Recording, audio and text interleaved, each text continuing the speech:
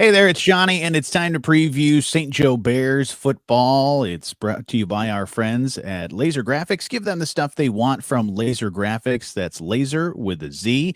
Brett Wachowski is joining me, and Brett, this team is looking really good and still undefeated, 6-0. The Bears. The So, Bear, last week's game against Portage Northern started out really slow. St. Joe only had 9 yards of offense at the end of the first quarter, ended up with over 500 yards of offense by that's the end of amazing. the game. So they got 500 yards of offense in the last 3 quarters. And Portage Northern had 500 yards of offense. They had a running back who was a load. He had 300 yards. Um, I was happy every time Portage Northern decided to give him a break. I'm thinking he's 17, 18 years old. He don't need no break. I can Yeah, keep him out there the whole time. right. But it was a matchup of big lines on both sides, adjustments.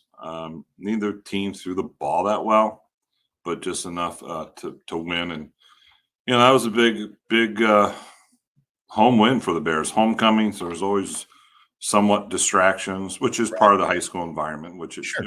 it's those things are okay, but coaches do have to adjust a little bit, and families and players to handle all the festivities of homecoming. And I think 3 of the 4 homecoming queen candidates finalists Hmm. were King football players.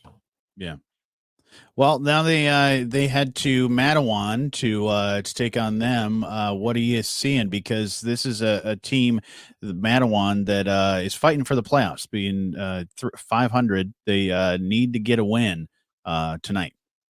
Yeah, they come in ranked 39th in Division Two in the playoff standings. You top 32 move on.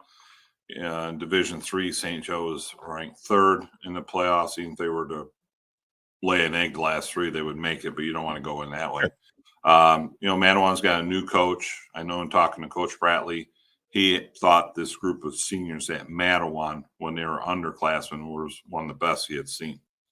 And so now they've got a coach who's trying to put that together. He came from Centerville, where he won the state title. Mhm. Um, last week they took it to Lakeshore 42-7. The score that I look at, though, that sticks out to me is they lost to Portage Central 7-0. Yeah. And so that tells you the defense has stepped it up the last Hmm. few weeks, giving up a total of 14 points. I think for St. Joe, you got to be careful with this. You never want to see a catch a game where you're kind of looking forward, hey, we can go 9-0. Right. The next thing you know, like Alabama. I don't know if anybody watched that game against Vanderbilt. I turned that on the second half, and that was just watching history. I think Amy wanted to switch over to not shopping, but the home network or something like that. And I'm like, no, this is history happening here. For Right. whatever reason, I got the SEC network. Don't ask me how. And we're watching history. So St. Joe does not want to make Mattawan history. So it's only one of I think maybe 2 games all season St. Joe plays on grass. They're getting a new football stadium, etc. next year, so it's kind of coming to the end.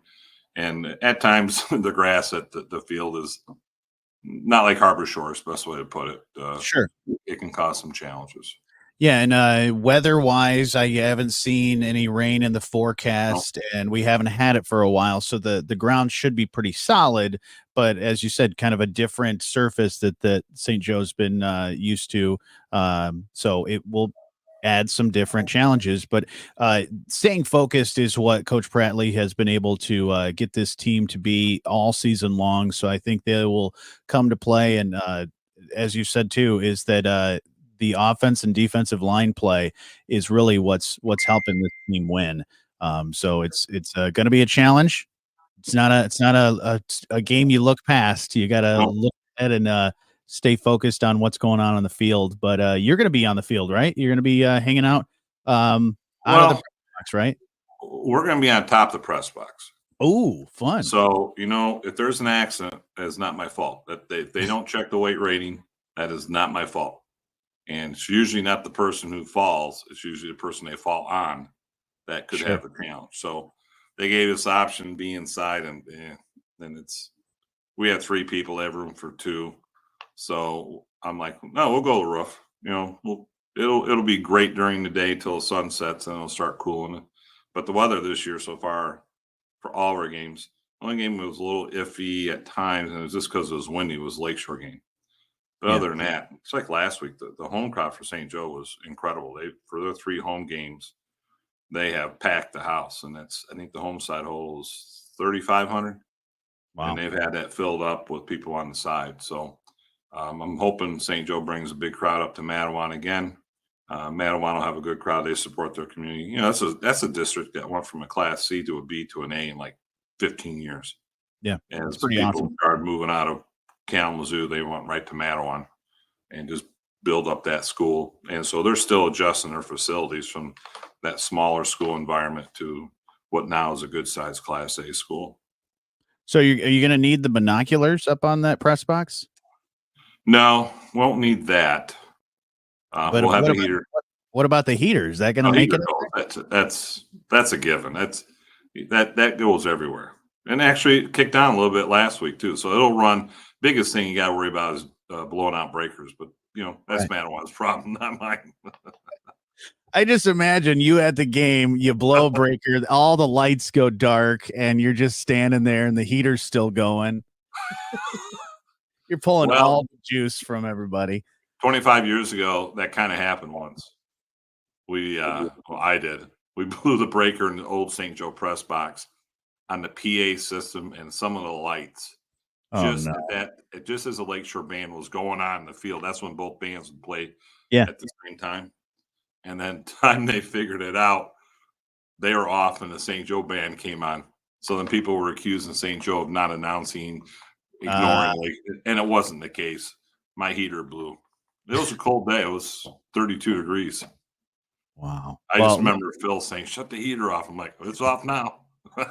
Put that heater back in the truck. We can't let anybody know you have it. Well, looking forward to this game, 6:30 pregame, and you guys will have the call as the St. Joe Bears take on Mattawan tonight. Looking forward to it, Brett. Yep, we are too. On our way, hopefully, to a 9-0 regular season. All right, let's get it going tonight. Your Lakeshore, or not your Lakeshore. I did it again.